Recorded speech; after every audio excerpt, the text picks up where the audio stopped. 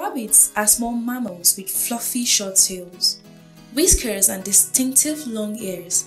There are more than 30 species around the world, and while they live in many different environments, they have many things in common. We will be looking at the different species of rabbits we have in Stenstrom Rabbit Farm located at Latia Road of Rayfield, Goratop, Jos, Plateau State. My name is Justin Olajide, and this is Stenstrom Rabbit Farm. A rabbit can live up to about 8 years in captivity and can live even shorter in the wild because of predators and diseases. Rabbit breeding period, it has a cycle of about 2 months. They generally have a gestation of 31 days after they have been bred, and after 31 days the does kindle. It's an act of putting to birth, and they can have about a number of 1 to about 12 kids averagely at birth.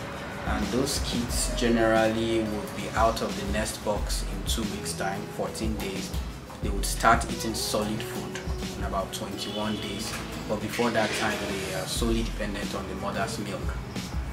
A rabbit would generally reach the age of production in about 4 months, but while breeding them in captivity, it's best to let the does reach about 6 months of age and the bucks reach about 7 months of age before production starts. In the farms we have 11 breeds of rabbits. The most popular ones, the New Zealand whites, Californians, chinchillas. We also have Angorans, 2 types of harlequins, about 4 Bavarian types, a Rhinelander and a Dutch.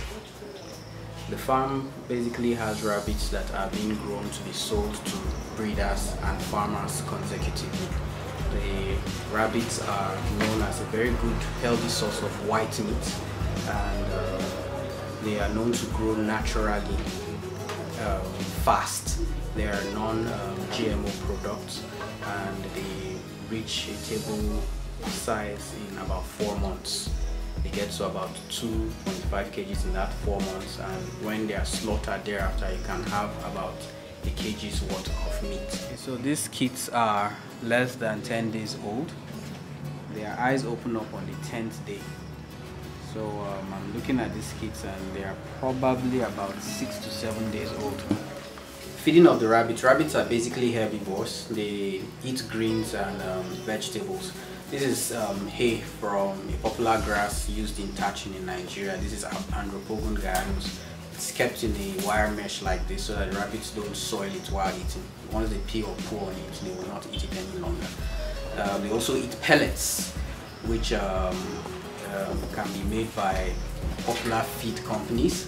Those pellets should not be given in high quantities. The average amount of pellets a rabbit needs per day is about 160 grams for an adult.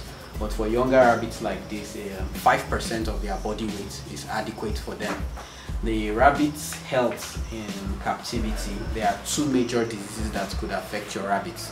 And that is, the first one is the most popular one, which is coccidiosis. It's shared with most poultry animals.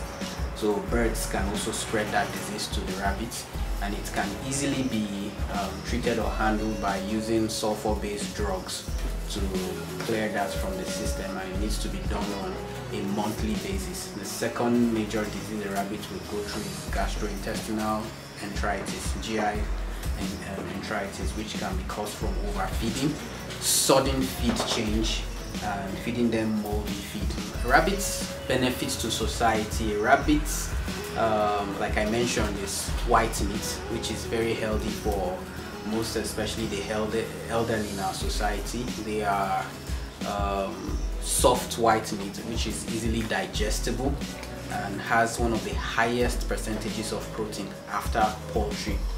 The major benefits of the rabbits to society: it can grow in a small space, supplying the society with enough meat, and it's an alternative to dependence on meat from the wild.